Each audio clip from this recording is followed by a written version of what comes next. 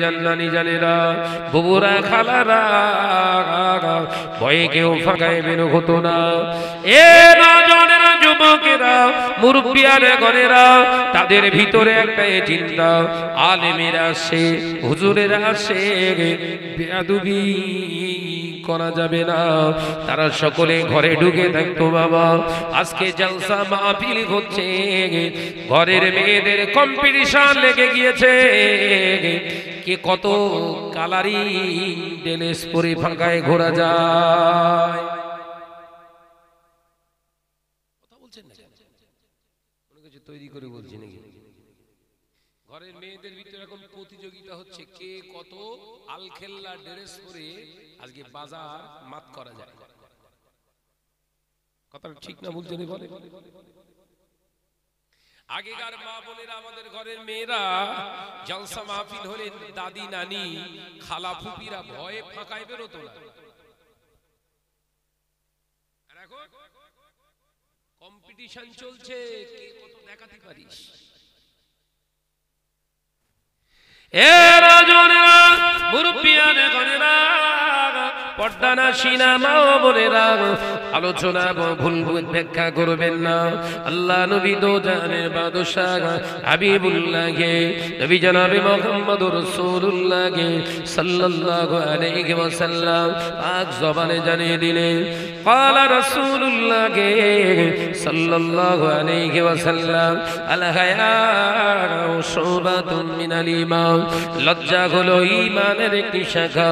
আল্লাহ নবী পাক জবানে জানিয়ে দিলেন, ও বাবা সাহাবীরা, ও আমার সাহাবারা, আমি নবী জানিয়ে দিলাম, লজ্জা হলো ঈমানের একটি শাখা।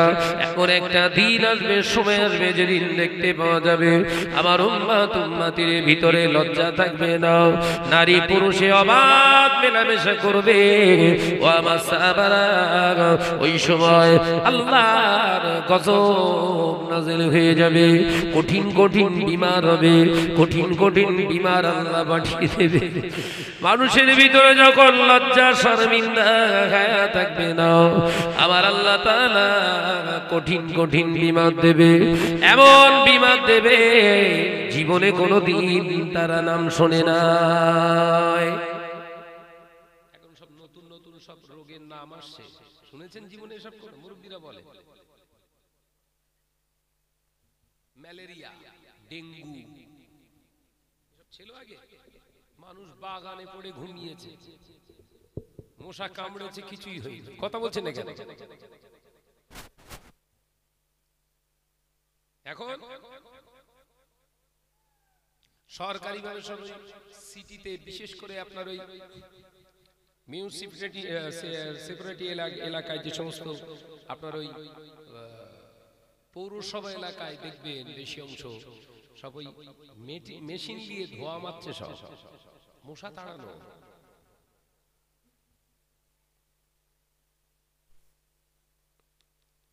কি হচ্ছে?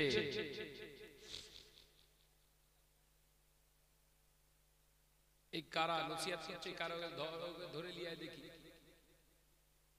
কারা ওখানে কথা বলছে, কারা ধরে লিয়ে। এই ওদের দে মাইক একটা দে, ওরা তো যাবে জাহান্নামে, সব কটাকে নিয়ে তারপর যাবে। এত সুন্দর একটা বৈঠক মজলিস চলছে, খেয়াল আছে? আদব নেই, আদব আছে? লজ্জা তো নেই, আদব পালিয়ে গেছে। ও রাজনেরা, মুরব্বিয়ানে গনেরা, ছেলেরা, বাচ্চারা, জীবনে কোনদিন কোভিড-19 নাম শুনেছিলেন? আল্লাহ কোভিড-19 পাঠিয়েছে, আমার আল্লাহ করোনা পাঠিয়ে দিয়েছে। জীবনে কোনদিন ক্যান্সার কি জিনিস জানতাম না, এলাকায় এলাকায় ক্যান্সার রোগী পাওয়া যায়। জীবনে কোনদিন ডেঙ্গু রোগ কি জিনিস জানতাম না, আল্লাহ এলাকায় এলাকায় ডেঙ্গু লাগিয়ে দিয়েছে। এ নজরেরা, জীবনে কোনদিন শুনিনি মানুষের গল ব্লাডারে স্টোন হয়, এখন পেরায় পেরায় গল ব্লাডারে স্টোন দেখা যাচ্ছে। এ নজরেরা আরো বিভিন্ন রকমের রোগ দেখা দিচ্ছে। সব থেকে বড় রোগ এসে গিয়েছে মানুষের ভিতরে 80% মানুষের ভিতরে সুগার ধরা পড়ে গেছে। বা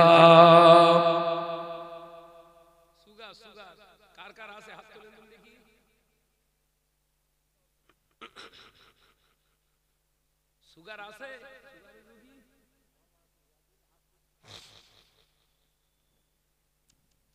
এমন একটা রোগ, খাবার দাবার আসবে খেতে পারবেন না। কথা বলছেন না কেন?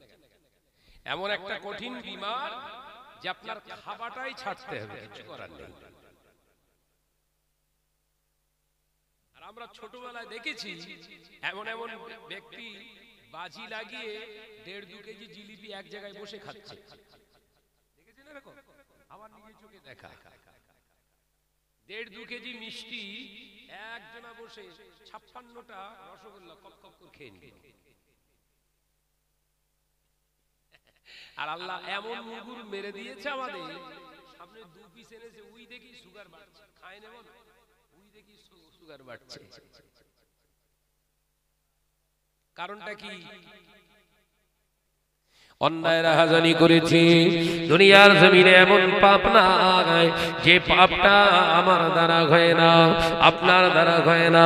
দুনিয়ার জমিনে মেরে নেওয়া, কেড়ে নেওয়া, অন্যের সম্পত্তি ফাঁকি দেওয়া, দুনিয়ার জমিনে ইসলামের পরিচয় দিয়ে মুসলমান নাম নিয়ে ইহুদি নাসারাদের মতো চরিত্র গঠন করে ফেলেছে। মুসলমান ভালোভাবে বোঝার চেষ্টা করো।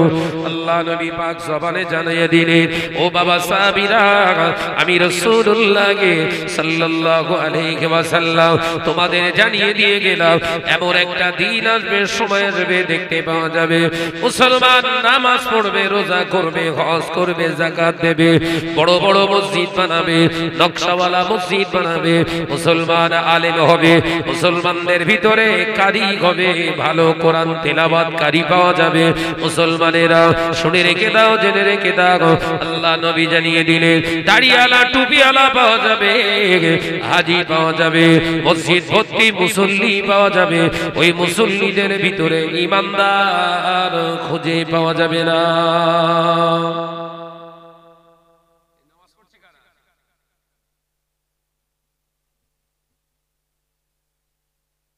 দাড়ি থাকবে, টুপি থাকবে, নামাজ থাকবে, রোজা থাকবে, ঈমান নেই। শুনেছেন জীবনে সব?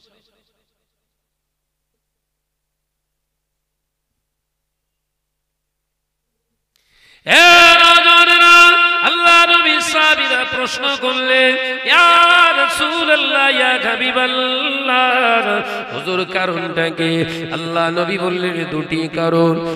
এক নাম্বার কারণ হলো উম্মতের ঘরে ঘরে সুদ ঢুকে যাবে। মুসলমান ইমানদার সাজবে, নিজেকে ইমানদার বলে দাবি করবে, অথচ আল্লাহর উপরে কোনো ভয় থাকবে না। মুসলমান ঘরে ঘরে ঘরে ঘরে সুদের টাকা, সুদে তারা ব্যবসা করবে, সুদের টাকা নিয়ে ব্যবসায় খাটাবে, ঘর তৈরি করবে সুদে টাকা নিয়ে, সমাজের বুকে তারা পোশাক আশাক করবে, সেটাও তারা হারামের দ্বারস্থ হয়ে। অমুসলমান ঘরের ছেলেরা, মুরব্বিয়ার গণেরা, চটাপুকুরের মুসলমানেরা, একটু অনুনয় বিনয় করে আপনাদের বলতে চায়, একবার দয়া করে বিবেককে প্রশ্ন করে দেখুন, আপনার ঘরটা কি সুদের আওতাভুক্ত হয় না? ঘরটাকে এখনো সুদের আওতাভুক্ত করতে পেরেছেন কিনা একবার নিজে অ্যানালাইসিস করে দেখুন, একবার নিজে হিউম্যানিটি আত্মসমীক্ষা করে দেখুন। আপনার ঘরের মেয়ে অথবা বউ অথবা আপনার ভাবি সুদে টাকা তুলে, লোনের টাকা নিয়ে ব্যবসা চালানোর জন্য টাকা তুলে এনেছে, সেটা বন্ধন গ্রুপ হোক কিংবা মহিলা সমিতি। ও বাবাজিরা, আল্লাহ নবীর হাদিস অনুযায়ী যে ব্যক্তিটা সুদের দ্বারস্থ হয়, যে মুসলমানটা সুদের টাকা নেয়, ওই মুসলমানের ভিতর থেকে প্রথম ইমানের জায়গা খাউফিল্লাহ, যে মুসলমানটা সুদে লেনদেন করে ওর ভিতর থেকে প্রথম যে জিনিসটা উঠে যায় সেটা হলো আল্লাহর ভয়। ওই মুসলমানটা আল্লাহর ভয় করে না। চটা পুকুরে এসব নেই।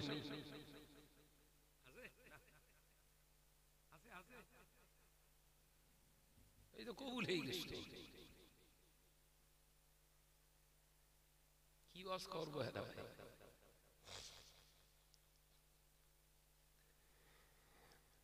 বলি বলে এক শ্রেণীর বলি সাহেবরা বলে শুধু এক ওয়াজ করে।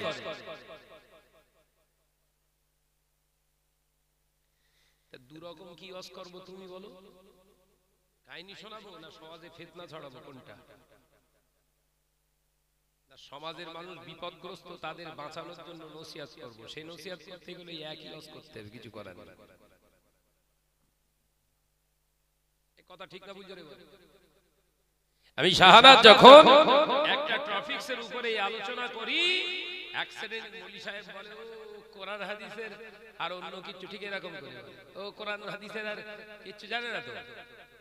ও এক সারা বছর ধরে করে, সারা বছর ধরে ওই এক করে চারটে মানুষ যদি হেদায়েতের রাস্তায় আসে, দ্বিতীয় ওয়াজের আর দরকার নিত।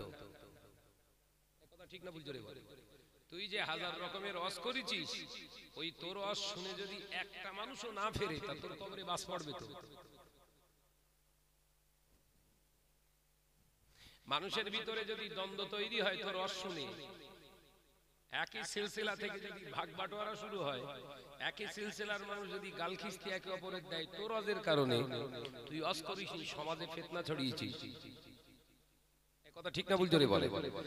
এ কৈফিয়ত দিতে দিতে তোর হুজুরি দিতে এমনি তুলে দেবেন আল্লাহ। তোর থেকে অনেক ভালো এক ওয়াজ করব।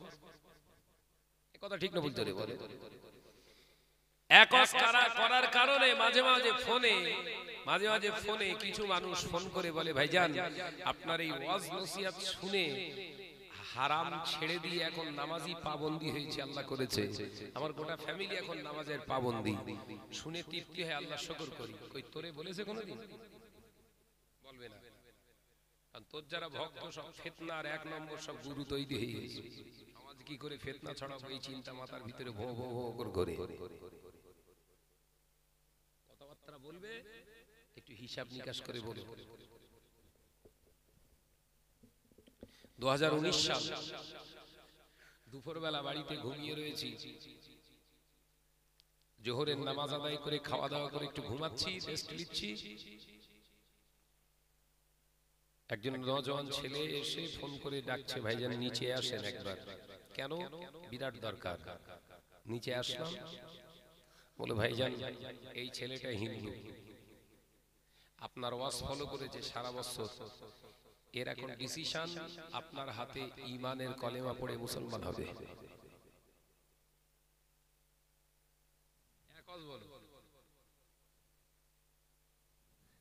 সালটা কত সাল বললাম? 2019 সাল। তার আমার সব কাগজপত্র সবকিছু নোটেট করা আছে। তা আমি তাকে জিজ্ঞাসা করলাম, ভাই আপনি ইসলাম কবুল করবেন কেন? বলে ভাইজান আপনি ওই জগদীশপুর বলে একটি জায়গায় ওয়াজ করতে এসেছিলেন না, নসিহত করতে এসেছিলেন? জি। আপনার ওয়াজ সেই দিন মুখোমুখি শুনেছিলাম ওপেনিং ভাবে আপনার কাছ থেকে। আপনার ওয়াজ শুনে ফুসকার ব্যবসা করি, আপনার ওয়াজটা আমি শুনেছিলাম দাঁড়িয়ে দাঁড়িয়ে, সেই থেকে আপনার ফলোয়ার আমি। সারা বছর আপনার ওয়াজ শুনেছি, শুনে সিদ্ধান্ত নিয়ে ফেললাম আমি ইসলামের ভিতরে আসতে চাই। একবার জোরে বলুন না সুবহানাল্লাহ। তাহলে এক ওয়াজ করে কাজ হয়েছে, তুই একটা দেখা। কথা ঠিক না ভুল? জোরে বলে। তোর হাজার রকমের ওয়াজ করে একটা হিন্দু, একটা অন্য ধর্মের মানুষ ধর্মাবলম্বী হয়েছে, ইসলাম ধর্মের ভিতরে দীক্ষা পেয়েছে, দেখা। বাদরামো করার জায়গা পাওনি, সমাজে ফিতনা ছড়াচ্ছ, মুসলমানদের ভিতরে ডিভাইডেশন তৈরি করছো তুমি হুজুর। তারপর সে হাতে ধরে সেই দিন দুপুরবেলা কলেমা শরীফ পড়িয়ে তাকে তওবা ইস্তেগফার সুন্দর করে পড়িয়ে নামও একটা দিলাম, লিখিতভাবে দিয়ে দিলাম। আজকে থেকে ইসলাম তাকে পরিষ্কারভাবে বলে দিলাম, কোর্ট থেকে এফিডেভিট করে নিয়ে ভালো একজন উকিল ধরে কাজটা করো। এখন সে মুসলিম। একবার যদি বলুন সুবহানাল্লাহ। যে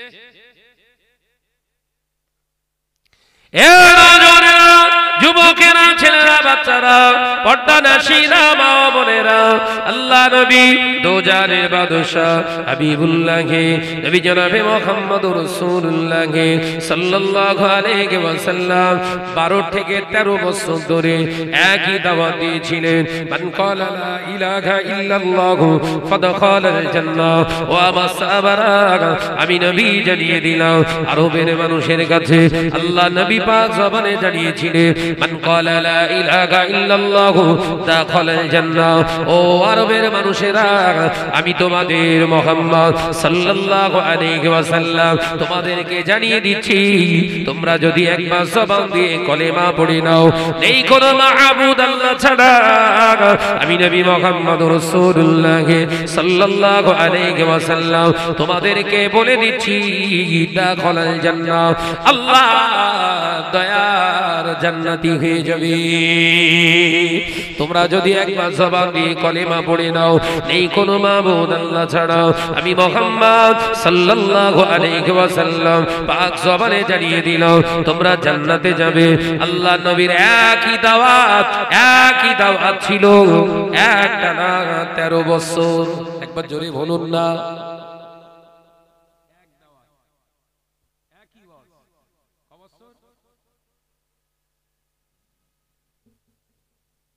আসলে হিংসা করে অনেক কিছু বলা যায়, বুঝছেন না?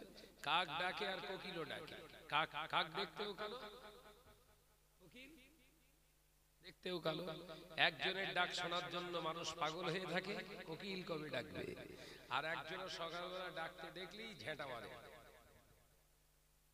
বুঝছেন নাকি? দুটোই পাখি না, দেখতেও এক। কোকিলের সুর বসন্তর এই কোকিল যখন ডাকে, মানুষ হৃদয় ভালোবাসা নিয়ে তার ডাকটা শোনে, এই কোকিল ডাকছে দাঁড়া। আর কাক যদি একবার ভিটে উঠোনের সামনে গাছে যদি একবার ক্যা ক্যা করে আওয়াজ করে, ওর মা বলবেন ছেলেটারে ওরে ঢিল মার। মেয়ে ছেলেদের বিশ্বাস কোন মরণের খবরটা ওর বোধহয় এনেছে, সব মানুষের মা ঝেঁটা মা। এই কথা ঠিক না ভুল জোরে বলে। ও রাজারা, যুবকেরা, ছেলেরা, বাচ্চারা, পর্দানাশীরা, মা বোনেরা, আলোচনা বুঝুন। আল্লাহ নবী পাক জবানে জানিয়ে দিলেন, ও আমার সাহাবারা, আমার উম্মতেরা, শুনে রেখে দাও, জেনে রেখে দাও। মুসলমান নামাজ পড়বে, রোজা করবে, হজ করবে, যাকাত দেবে। ও আমার সাহাবীরা, মসজিদগুলো দিয়ে নকশা বানাবে। আমার উম্মতিরা দাড়ি রাখবে, জুব্বা পরবে। ও আমার সাহাবারা, আমি রাসূলুল্লাহ সাল্লাল্লাহু আলাইহি ওয়াসাল্লাম পাক জবানে জানিয়ে দিয়ে গেলাম, শুনে রেখে দাও, মসজিদ ভর্তি মুসল্লি দেখতে পাওয়া যাবে, অথচ এই মুসল্লিদের ভিতর থেকে ঈমানদার খুঁজে পাওয়া যাবে না। আল্লাহ নবী এক নম্বরে বললেন, সুদের আওতাভুক্ত হয়ে যাবে। আমার উম্মতেরা সুদ ছাড়া চলতে চাইবে না। সুদের দ্বারস্থ হওয়ার কারণে প্রথম নাম্বার তাদের ভিতর থেকে যে জিনিসটা উঠে যাবে, আল্লাহ কোরআনে জানিয়ে দিলেন, ইয়া আইয়ুহাল্লাযীনা আমানুত্তাকুল্লাহা হাক্কা তুকাতিহি ওয়া লা তামুতুন্না ইল্লা ওয়া আনতুম মুসলিমুন। আমার আল্লাহ কোরআনে জানিয়ে দিলেন, তোমরা যারা আমি আল্লাহকে এক বলে মেনে নিয়েছো, আমি আল্লাহ পাক জানিয়ে দিলাম, নামাজ নয়, রোজা নয়, হজ নয়, যাকাত নয়। আমার আল্লাহ নামাজ, রোজা, হজ, যাকাতের কথা বলেন না। আমার আল্লাহ বললেন, তোমরা যারা ঈমান এনেছো, ও ঈমান আননে ওয়ালারা, আমি আল্লাহ তোমাদের জানিয়ে দিচ্ছি, তাকুল্লাহ, আমি আল্লাহকে তোরা ভয় কর। জোরে বলুন সুবহানাল্লাহ। জোরে হবে না? তোমরা যারা ঈমান এনেছো, প্রথম আমল হচ্ছে আমি আল্লাহ আমাকে ভয় করা। একটু জোরে বলবেন না?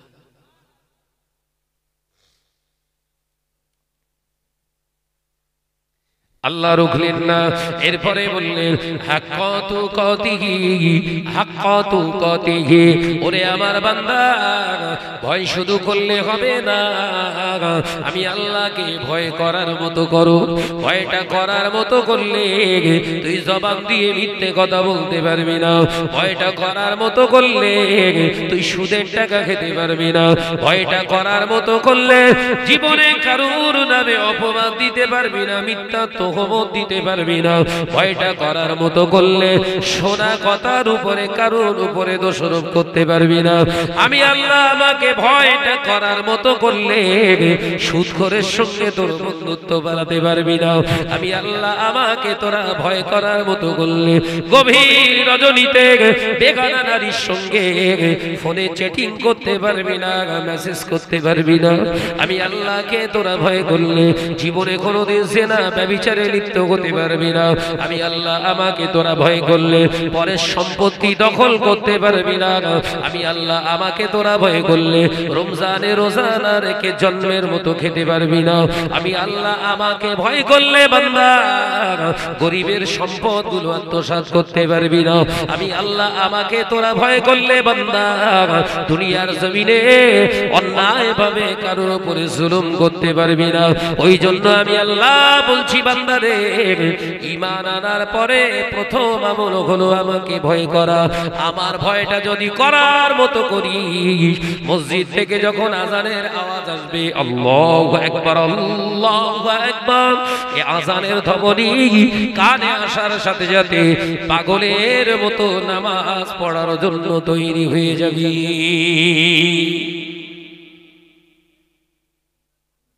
নামাজ পড় পড় পড় বলতে হবে না। আমার ভয়টা তোর ভিতরে থাকলে মুয়াজ্জিন যখন বলবে আল্লাহু আকবার আল্লাহু আকবার, দুনিয়া সব কাজ ছেড়ে দিয়ে আমার সঙ্গে সাক্ষাতের জন্য পাগল হয়ে থাকবি। একবার জোরে বলে। আর ভয় যদি না থাকে, ভয় যদি না থাকে, নামাজ আদায় হবে, দৌড় ঠেলাও হবে, নামাজ আদায় হবে, গোপনে গোপনে সুদের টাকা থুতু দিয়েও গুনাহ হবে। আমি আল্লাহর ভয় যদি তোর ভিতরে না থাকে, নামাজও হবে, পরের মেয়ের সঙ্গে ফোনে চ্যাটিং ফেটিং করা হবে। নামাজ তোর ভিতরে যদি ভয় না থাকে, পৃথিবীর জমিনে এতিম মিসকিনের মাল ঝেড়ে মুছড়ে খাবি। তোর ভিতরে যদি আমি আল্লাহর ভয় না থাকে, দুনিয়ার জমিনে যত রকমের অপরাধ অন্যায় রাখাজানি করবি, আবারও তুই নামাজ আদায় করবি। ওই জন্য আমি আল্লাহ তোকে বলছি, ঈমান এনেছিস, আগে নামাজ না, আমার ভয় কর আগে। আলোচনা বুঝতে পারছেন নাকি? এই ওয়াজ বুঝতে যাচ্ছে? এখন নামাজীর সংখ্যা বেড়েছে না কমেছে? বেড়ে গেছে না? নামাজি যদি না বাড়তো মসজিদ এত ঘন ঘন হয়? দাড়িওয়ালা টুপিওয়ালা বেড়েছে না? আগের থেকে অনেক বেড়েছে না? আলেম ওলামা বেড়েছে না? হুজুর বেড়েছে না? সমাজে ওয়াইজিনের সংখ্যা বেড়েছে না? জালসা মাহফিলের সংখ্যা বেড়েছে না? মসজিদ বেড়েছে, মাদ্রাসা বেড়েছে না? বাড়ার পরেও 95% সুদখোর। কারণটা কি? আল্লাহর ভয় নেই। আলোচনা বুঝতে পারছেন তো নাকি? তাহলে দাড়ি রাখা সহজ, দাড়ি রেখে দাড়ির ইস্তেকামাত দিয়ে প্রতিষ্ঠিত থাকাটা কঠিন। নামাজ পড়া সহজ, নামাজের উপরে ইস্তেকামাতের উপরে দাঁড়িয়ে থাকা কঠিন। সেই কঠিন কাজটা হলো আল্লাহকে ভয় করে নামাজ আদায় করা। প্রথম নাম্বার যেটা অভাব, বিশ্বনবী বললেন সুদের মাল পেটে ঢোকার কারণে এক নাম্বার যে জিনিসটা বান্দা থেকে আলাদা হয়ে যাবে, সেটা হলো বান্দার আল্লাহকে ভয় করবে না।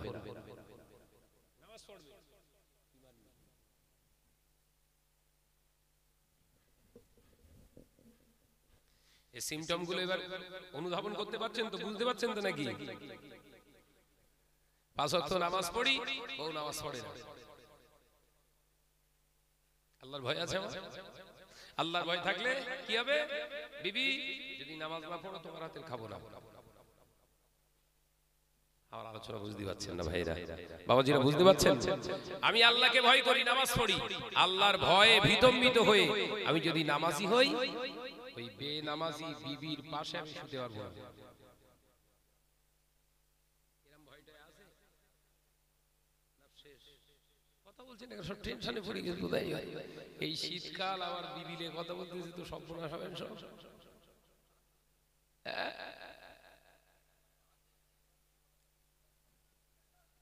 ওই জন্য 5% বাদ দিয়ে রেখেছেন,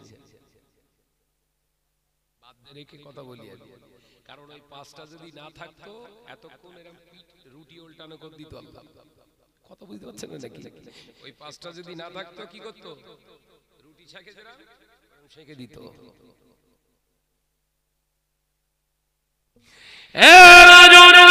যুবকেরা, ছেলেরা, বাচ্চারা, পর্দানাশীনা বোনেরা, আল্লাহ নবী পাক জবানের হাদিসগুলো দেখলে দেখতে পাওয়া যায় আল্লাহ নবী পাক জবানে জানিয়ে দিয়ে গেলে, মুসলমান শুনে রেখে দাও, জেনে রেখে দাও, সুদের মাল ভিতরে প্রবেশ করার কারণে, সুদের খাবার, হারামের খাবার ভিতরে প্রবেশ করার কারণে মুসলমানের ভিতর থেকে যে জিনিসটা উঠে যাবে সেটা হলো আমার নবীর প্রতি মহব্বত, নবীর ভালোবাসা, নবীর প্যার ওই মুসলমানের অন্তর থেকে উঠে যাবে। এ নজনেরা, তৃতীয় নাম্বার যেটা, মুসলমান হারাম খেলে, সুদের টাকা খেলে ওই মুসলমানটার ভিতর থেকে যেটা উঠে যাবে সেটা হলো লজ্জা। লজ্জা শরম বলে ওর ভিতরে আর কিছু থাকবে না।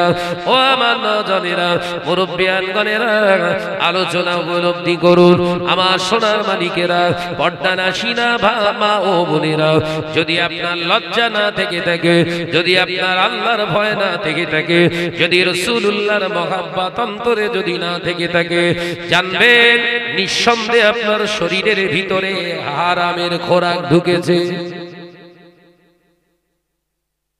হারামের জিনিস খেয়ে ফেলেছেন, কিছু করার নেই।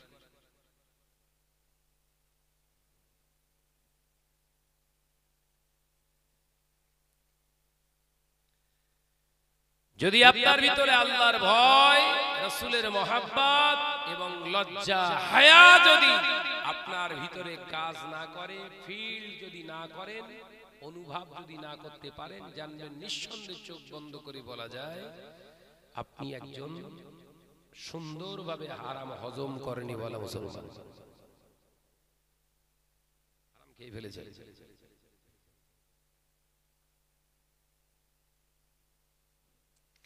ও রাজনেরা, যুবকেরা, ছেলেরা, বাচ্চারা, পর্দানাশীনা বোনেরা, আলোচনা বুঝুন। একটা মুসলমানের ভিতরে যখন আল্লাহর ভয়ের অভাব থাকে, একটা মুসলমানের ভিতরে যখন রাসূলুল্লাহর মহব্বতের অভাব থাকে, একটা মুসলমানের ভিতরে যখন লজ্জার অভাব থাকে, এই গ্যাপগুলো আর গ্যাপ থাকবে না। তখন তৈরি আপনার ভিতরে ঢুকে যাবে সঙ্গে সঙ্গে আল্লাহর ভয়ের জায়গায় মরণের ভয় আপনার ভিতরে ফিল কাজ করবে। মানুষ মৃত্যুকে ভয় পাবে হারাম খাওয়ার কারণে। হারাম খোরেরা মরণের ভয় পায়, আল্লাহকে যখন ভয় পায় না, মানুষের হৃদয়ে আল্লাহর ভয় না থাকার কারণে ওরা মৃত্যুকে ভয় পাবে। অথচ আল্লাহ নবী পাক জবানে জানিয়ে দিলেন, একজন ঈমানদার মুত্তাকিন বান্দার ভিতরে আল্লাহর ভয় থাকে, মরণকে কোনোদিন সে ভয় পায় না। কারণ মৃত্যুটা হলো মুমিনদের জন্য বড় একটা নেয়ামত। একবার জোরে বলবেন না? যদি আপনি মুসলমান হন, মৃত্যুকে আপনি ভয় পাবেন না, কারণ মৃত্যুটা হচ্ছে আপনি মুমিন, আপনার জন্য বড় একটা নিয়ামত। একবার জোরে বলুন। মরণের ভয় লাগে? এ কথা বলছেন না কেন? মরণের ভয় লাগে না?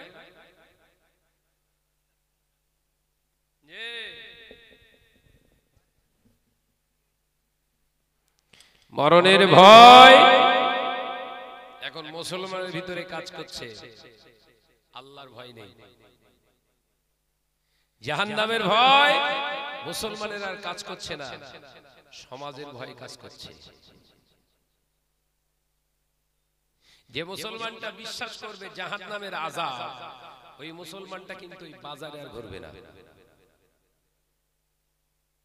একজন বেগানা নারীর দিকে কখনো মুচকে হাসবে না। একবারের বা দ্বিতীয়বার একজন নারী একজন পুরুষের দিকে দ্বিতীয়বার তাকাবে না। কারণ ভয় কাজ করছে কার? আল্লাহর ভয়, জাহান্নামের ভয়। ঘরের ছেলেরা দেখতেছে মনে হয় দেখার ভিতর দিয়ে ওর পেটে বাচ্চা হয়ে যায়।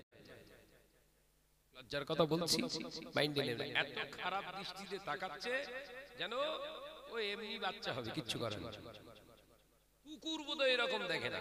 এক কথা ঠিক না ভুল ধরে? এই তো মুসলমানের অবস্থা।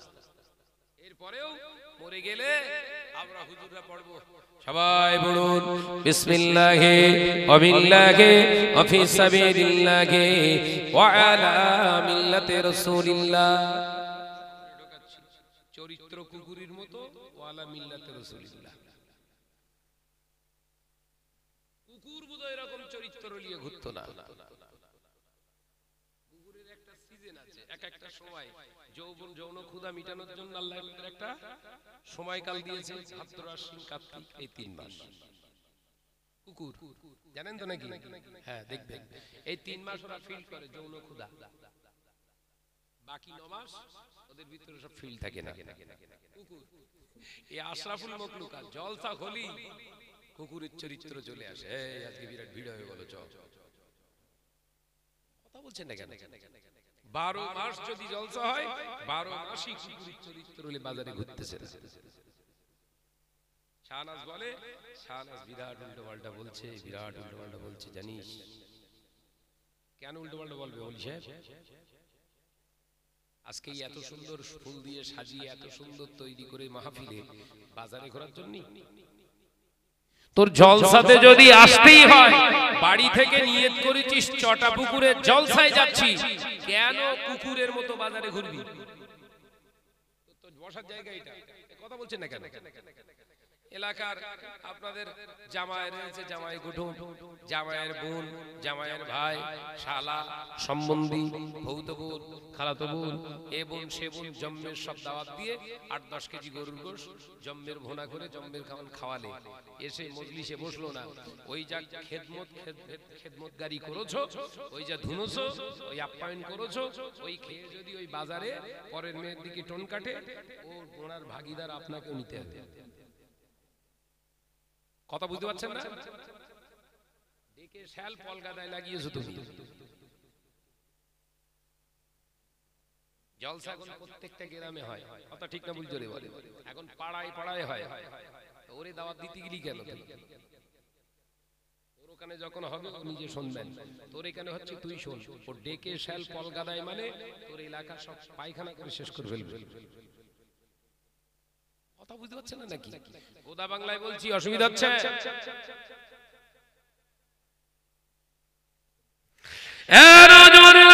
যুবকেরা, ছেলেরা, বাচ্চারা, মুরব্বিয়ারা, ঘরেরা, আলোচনা বুঝুন।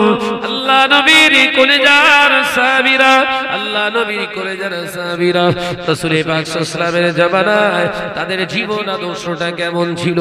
মদিনার মসজিদে নবী শরীফে আযান হয়ে গিয়েছে, হাইয়া আলাস সালাহ। মদিনার মসজিদে নবী শরীফে আযান হয়ে গিয়েছে। সাহাবায়ে কেরামেরা, জওয়ান যুবক যুবতীরা মদিনার মসজিদে নবী শরীফে নামাজ আদায় করার জন্য বেরিয়ে পড়েছে। মদিনার রাস্তার ধারে একটি জায়গায় একজন নওজোয়ান যুবক ছেলে দাঁড়িয়ে রয়েছে। আল্লাহ নবীর সাহাবী নওজোয়ান যুবক সাহাবী দাঁড়িয়ে রয়েছে। আল্লাহ নবীর সাহাবী একজন যুবতী নারী নামাজ আদায় করবার জন্য মা আমার মদিনার মসজিদে নবী নবী শরীফের দিকে আসে। আল্লাহ নবীর ওই জওয়ান সাহাবী হুজুরের সাহাবিয়াকে সালাম দিয়ে বললেন, ও মদিনার সুন্দরী, একটু দাঁড়াও, একটু দাঁড়াও, আমি তোমার সঙ্গে কিছু কথা বলতে চাই। আল্লাহর মাহবুব বান্দি জবাব দিলেন, আল্লাহর বান্দা, এখন আল্লাহ ডেকেছে, আল্লাহর ডাক এসেছে। আল্লাহর ডাকে আগে সাড়া দেওয়া, আগে আগে আল্লাহকে চিনতে শেখো, আগে রাসূলুল্লাহর মহব্বত অন্তরে রাখতে শেখো, তারপরে দুনিয়ার প্রেমের কথা বলতে শেখো। একবার জোরে হবে না? একজন জওয়ান ছেলে একজন যুবতী মেয়েকে ডাকছে, মানে প্রেমের আদান প্রদান হবে। রাসূলের সময়ের কথা বলছি, বলো।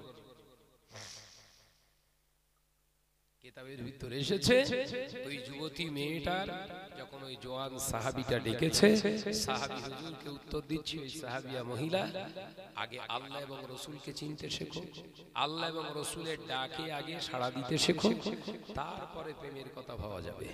একবার জোরে বলো। আর আমাদের রুকাইয়া ফিরোজাইরা কি বলছে? এই পরে হবে, আগে পার্কে যাও। কথা বলছেন না কেন? বিয়ে পরে হবে, আগে দেখাশোনাটা ভালো হবে। যুবকেরা, ছেলেরা, বাচ্চারা, পর্দানাসীনা মা ও বোনেরা, দেখতে পাওয়া যায় আল্লাহ নবীর পাগল দারা নবীর সাহাবিয়া ওই মহিলাটা মদিনার মসজিদে নবী শরীফের দিকে রওনা হয়ে গেল। আল্লাহ নবীর এই জন সাহাবী নওজোয়ান হুজুর চিন্তা করতে লাগলেন, একজন নারী আমাকে এত বড় কথা বলে গেল, আল্লাহ তাআলার ডাকে আমি সাড়া দিতে পারি না, আমার রাসূলুল্লাহর মহব্বত আমার অন্তরে তৈরি হয়ে নাই, না না না, আমি দুনিয়ার দিকে ছুটে গিয়েছি। আজকে থেকে প্রতিজ্ঞাবদ্ধ হলাম, পৃথিবীর জমিনে আগে আল্লাহ আল্লাহ রাসূলের সঙ্গে সম্পর্কটা ভালো করব, তারপর দুনিয়ার কথা ভাববো। একবার জোরে হবে না? আগে আল্লাহ আল্লাহ রাসূলের মহব্বত অন্তরে পয়দা হোক, তার মানে এবার থেকে আমি 5 ওয়াক্ত নামাজ আদায় করব। একবার জোরে বলো। ভাইরা, আমার নজরেরা, যুবকেরা, মুরব্বিয়ানগণেরা, আল্লাহ নবী কলেজার সাহাবী প্রতিদিন জামাতের সঙ্গে নামাজ আদায় করতে লাগলেন। 1 মাস, 2 মাস, 3 মাসের মাথায় মদিনার মসজিদে নবী শরীফে আবার আসরের আযান হলো। আল্লাহ নবী সাহাবী হযরতে শেরে খোদা আলী রাদিয়াল্লাহু তাআলা আনহু, দয়ার নবী সাহাবী হযরতে বেলাল রাদিয়াল্লাহু তাআলা আনহু আযানে কে দিলে। হযরতে বেলালের আযানের আওয়াজ শুনে মদিনার মসজিদে নবী শরীফে সাহাবায়ে কেরামেরা সকলে নামাজ পড়ার জন্য, নামাজ আদায় করার জন্য সকলে আসতে লাগলেন। আল্লাহ নবীর একজন যুবতী, একজন মহিলা সাহাবী যেইখানটায় 3 মাস আগে পুরুষটা দাঁড়িয়ে ছিল, ওই একই জায়গায় দাঁড়িয়ে রয়েছে। আল্লাহ নবী কলেজার সাহাবী ওই জওয়ান ছেলেটা মদিনার মসজিদে নবী শরীফের দিকে আসে। হঠাৎ করে ওই নারীটা সালাম দিলেন। ওই নারীটা সালাম দিয়ে বললেন, ও মদিনার জওয়ান ছেলে, যুবক, দাঁড়াও দাঁড়াও, সেই আজ থেকে 3 মাস আগে যে কথা তুমি বলতে চেয়েছিলে, তুমি এবার আমার সঙ্গে খোলাসা মনে কথা বলতে পারো। আল্লাহর মাহবুব বান্দা, আমার নবী পাকের প্রাণ প্রিয় সাহাবী উত্তর দিয়েছিলেন, ও আল্লাহর বান্দা, এখন আমি আপনার সঙ্গে, আল্লাহর বান্দে, এখন আপনার সঙ্গে আমি কথা বলতে পারবো না, কারণ আমার আল্লাহ নিজে ডেকেছে, আমার আল্লাহ পাক ডাকছে, আল্লাহু আকবার, আল্লাহু আকবার। এর মানে হলো আল্লাহ মহান, আল্লাহ শ্রেষ্ঠ, আল্লাহ বড়। আমার দুনিয়ার কোন কথা বড় হতে পারে না, আমার আল্লাহর ডাকটাই আমার কাছে এখন বড়। একবার জোরে হবে না? 3 মাস আগে যে ছেলেটা যেইখানটায় দাঁড়িয়ে যে মেয়েটাকে, যে সাহাবিয়া মহিলাকে আহ্বান করেছিল, সেই জায়গায় এখন নারীটা দাঁড়িয়ে আছে। ছেলেটাকে আহ্বান করছে, হে ছেলে, তুই মেয়েদের পিছনে ছুটবে কেন? মেয়েরা তোমার পিছনে ছুটবে। আগে পুরুষত্ব তৈরি করো।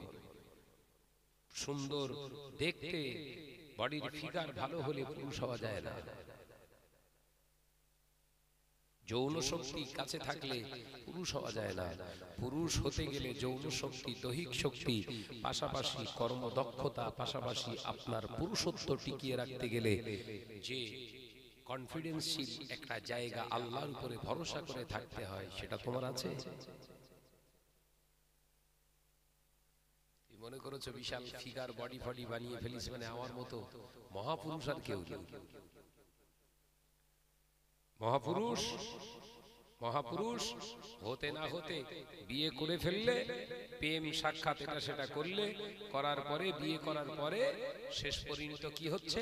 অশান্তির শেষ নেই, অশান্তির শেষ নেই।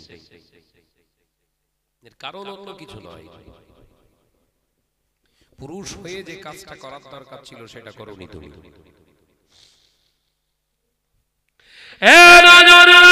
যুবকেরা, ছেলেরা, বাচ্চারা, পর্দানাসীরা, মা-বোনেরা, শুনে রেখে দাও, একজন আদর্শবতী নারী হয়ে যাও, একজন আদর্শবতী নারী হয়ে যাও। প্রকৃত একজন সতী নারী, একজন আদর্শবতী নারী, একজন পর্দা হেজাবী নারীর মর্যাদা আল্লাহ নবী পাক জবানে জানিয়ে দিয়েছে। তামাম পৃথিবীর শ্রেষ্ঠ নিয়ামত হলো একজন হেজাবিনী পর্দানিশিনা, একজন সতী, একজন মহিলা। তামাম পৃথিবীর সবথেকে বড় নিয়ামত, মূল্যবান সম্পদ হচ্ছে একজন সতী পর্দানিশিনা, পর্দানাশিনা, একজন হেজাবিনী মহিলা। একবার যদি বলুন, পর্দা জর্দা করে ফেলেছে, খোঁজ লেগে যা, পর্দারে জর্দা করে ফেলেছে, পরেছে বোরখা, মনে করে বোরখা পরা ফরজ বোধহয়। বোরখা তো একটা ড্রেসের নাম, ও কেন পরা ফরজ হবে? বোরখা পরা ফরজ নয়, হেজাব করা ফরজ। হেজাব মানে শুধু এই শরীরটা ঢাকবে তা নয়, বেগানা পুরুষের কুদৃষ্টি থেকে নিজেকে সেভ রাখার নাম হচ্ছে পর্দা। কথা বুঝতে পারছেন না নাকি? বোরখা পরেছে, এমন বোরখা পরেছে, লাইট পড়তেছে, চ্যাকম্যাক চ্যাকম্যাক করতেছে, কানা পুরুষগুলো লাপাচ্ছে ওরে দেখার জন্য। পর্দা হয়েছে না জর্দা? কথা বলে না তো। ও পর্দা হয়েছে না জর্দা?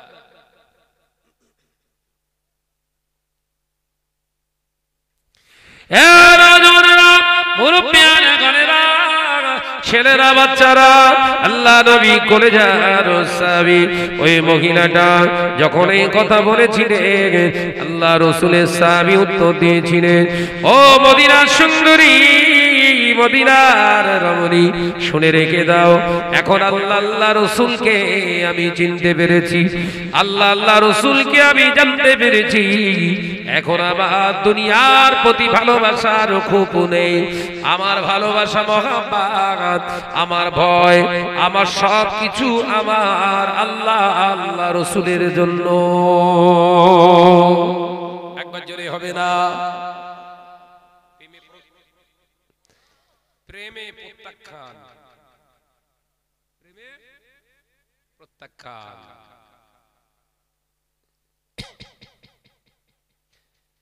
মহিলাটা কাঁদছে হাওয়া করে, কষ্ট পেয়ে গেছে।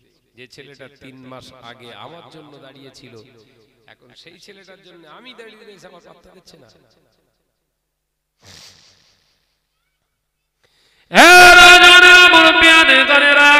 আল্লাহ নবীর দরবারে মদিনার মসজিদে নবী শরীফে আল্লাহ নবী নামাজ আদায় করছেন। নামাজটা আদায় করলে জামাতের সঙ্গে নামাজ আদায় করে আল্লাহ নবী ডান দিক দিয়ে ঘুরে বসলেন। দয়াল নবী ঘুরে বসে সাহাবায়ে কেরামদের বললেন, ও আমার সাহাবীরা, ও আমার সাহাবারা, আমি নবী তোমাদেরকে জিজ্ঞাসা করি, বলো বাবা, তোমাদের মনে কারোর কি কোনো প্রশ্ন আছে? কারোর কি কোনো জানার আছে? কারোর মনে কষ্ট আছে? আমি নবীকে একটু শেয়ার করো। একবার জোরে বলুন না সুবহানাল্লাহ। তোমাদের মনে কার কি প্রশ্ন, কার কি কষ্ট বেদনা আছে, আমি নবীর সঙ্গে একটু শেয়ার করো। আল্লাহ নবী করে যান সাহাবী ওই মহিলা পর্দার আড়াল থেকে কাঁদতে শুরু করলেন। ইয়া রাসূলুল্লাহ, ইয়া হাবিবাল্লাহ, হুজুর আমার মনে বড় কষ্ট, আমার মনে বড় ব্যথা। কি হয়েছে মা? ইয়া রাসূলুল্লাহ, হাবিবাল্লাহ, আপনার সাহাবীদের ভিতরে একজন সাহাবী জওয়ান ছেলে আজ থেকে 3 বছর আগে, আজ থেকে 3 মাস আগে, আজ থেকে 3 মাস আগে আমার ভালোবাসার কথা জানাতে চেয়েছিলেন, প্রস্তাব দিয়েছিলেন। সেদিন আমি আপনার কারণে, আমার আল্লাহর ভালোবাসার কারণে তার ভালোবাসাটা আমি গ্রহণ না করে তাকে বলেছিলাম দুনিয়ার মানুষের ডাকে সাড়া আগে নয়, আল্লাহ আল্লাহ রাসূলের ডাকে সাড়া দাও আগে। ইয়া রাসূলুল্লাহ, হাবিবাল্লাহ, 3 মাস অতিবাহিত হয়ে গিয়েছে। আপনার ওই নজন সাহাবী এখন আপনার প্রেমে পাগল, আল্লাহর প্রেমে পাগল। ইয়া রাসূলুল্লাহ, হাবিবাল্লাহ, আমি তাকে দাঁড়িয়ে দুটো কথা আমি শুনতে চাই। হুজুর আমার কথার কোনো দাম দিল না। ইয়া রাসূলুল্লাহ, হাবিবাল্লাহ, আমার কথার কোনো গুরুক্ষেপ মর্যাদা না দিয়ে আমার কাছ থেকে সে চলে এসেছে। এই কষ্টে আমি কাঁদতেছি। আল্লাহ নবী বললেন, কে এই কাজটা করলে বাবা? ও সাহাবীরা, এরকম একটা কাজ কে করেছো বলো? সাহাবায়ে কেরামদের ভিতরে সাহাবী হুজুর হাত ওঠালে, ইয়া রাসূলুল্লাহ, হাবিবাল্লাহ, আমি করেছি। মিথ্যার কোনো আশ্রয় নেই। একবার জোরে বলুন না সুবহানাল্লাহ। এই এরকম কাজ কে করেছো? আমার সাহাবীর মনে কষ্ট দিয়েছো কে? মায়ের মনে কষ্ট দিয়েছো কে? টোন টিটকিরি জামা ছেঁড়া কত কিছু করার পরেও বিচার হচ্ছে, এই করেছিলিস? আমি জানি না। মুসলমান এই কথা বলছেন না কেন? আরে রাস্তা দিয়ে এরকম মেয়ে যাচ্ছে, তুই নাকি উল্টো পাল্টা বলেছিস? আমি ছিলুমই না, মানে এই মাত্র আসমান থেকে পড়ে জানো। ইস্তেকামাতের উপরে মিথ্যে কথা, দৃঢ়তার সঙ্গে, একদম বিশ্বস্তর সঙ্গে মিথ্যা কথা বলছে, মুখে বাঁধে না। এই কথা ঠিক না বলতে? এই যদি আমাদের ক্যারেক্টার হয়, এখান থেকে কি করে পরিচয় দেবেন মুসলমান? হ্যাঁ ভাই, দাঁড়িয়েছিলাম, একটু করে ফেলেছি, আমার ভুল হয়ে গেছে, আমি তওবা করছি, জীবনে এরকম করব না। এই যে নত স্বীকার, সত্যটা স্বীকার করে নিলেন, দুনিয়ার কাছেও যেমন ক্ষমার জায়গা পেলেন, আখিরাতেও আল্লাহ পাক আপনাকে ক্ষমার রাস্তা দেখিয়েছে। একবার জোরে বলুন, একবার জোরে বলবেন না। কিন্তু অস্বীকার করলেন না, আমি করিনি, আমি ছিলুমই না।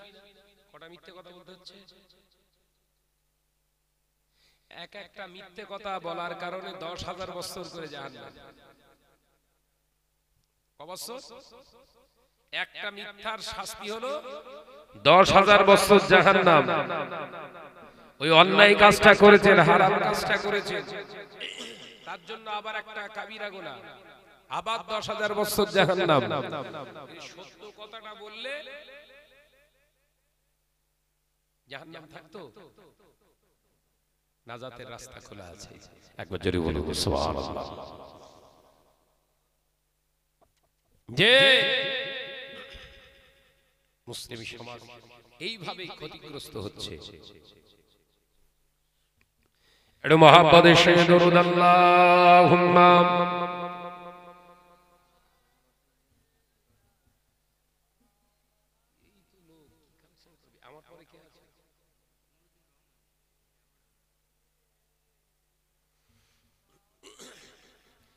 একটু আওয়াজ দিয়ে হবে না বাপ, সব শুয়ে পড়েছিস কেন দে বাপ, একটু মহব্বতের সঙ্গে আল্লাহুম্মা।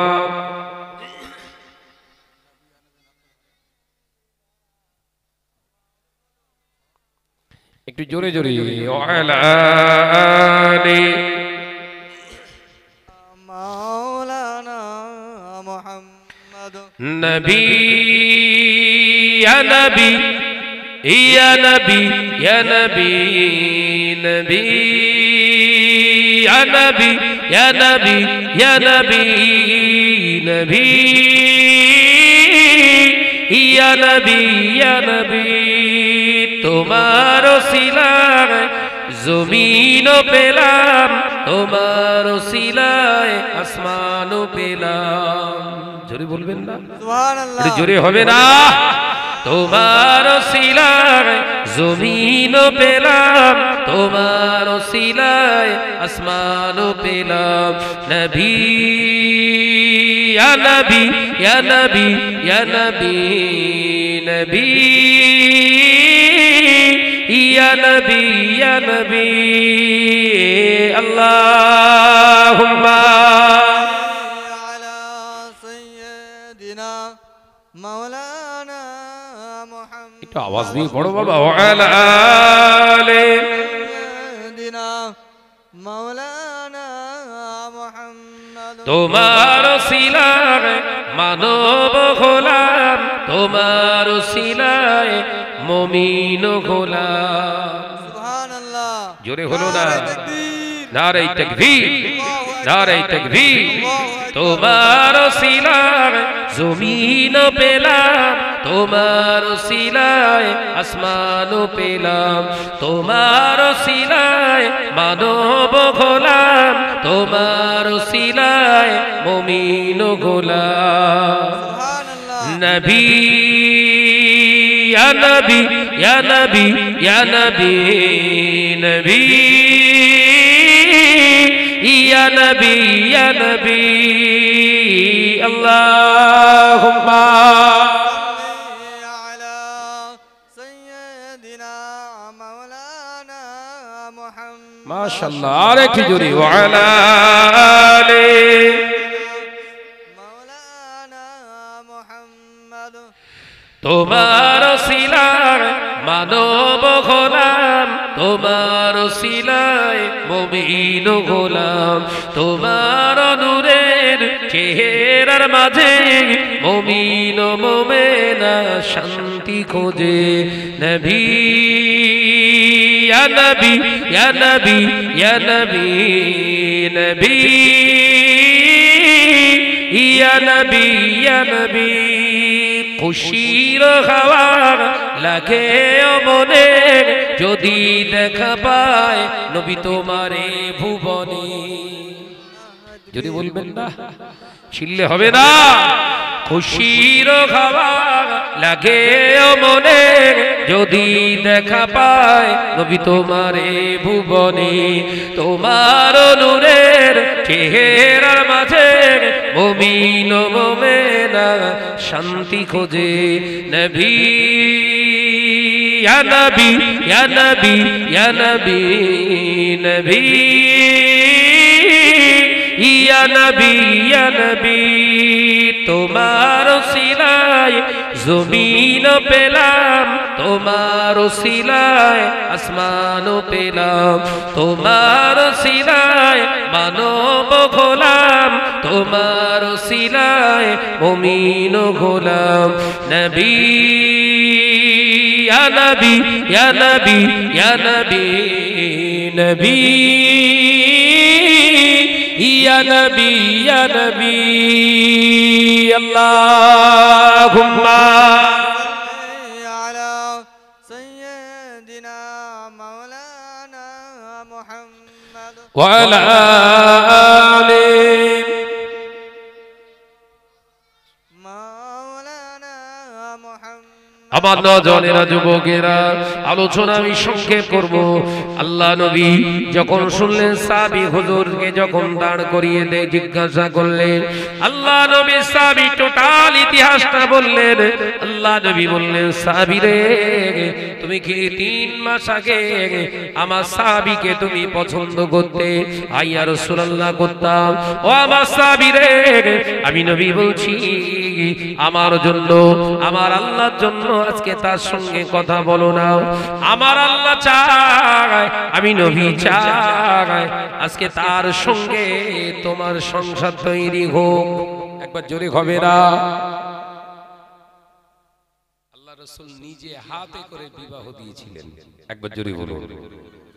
তাহলে চাওয়ার মতো চাইতে হবে তো, চাওয়ার আগে লটঘট, এই বাগান সে বাগান, এই পার্ক সে পার্ক, শুধু ফোন করছে, বলছে ভাইজান এটা কিছু করা যাবে? কি করবি? আমি যারে ভালোবাসি সে হচ্ছে না, হবে কি করে? এলাকার বাগান টাগান কিছু বাদ দিসনি তো? সাবধান হন, ঘরের ছেলেরা, মুরব্বিয়ানগণেরা, বাচ্চাদেরকে তৈরি করুন। আল্লাহ পাক আমাদের সকলকে এই সমস্ত অসভ্যতামি খারাপিয়াত থেকে আল্লাহ আমাদের হেফাজত করেন। বলুন আমিন। জোরে আল্লাহুম্মা আমিন।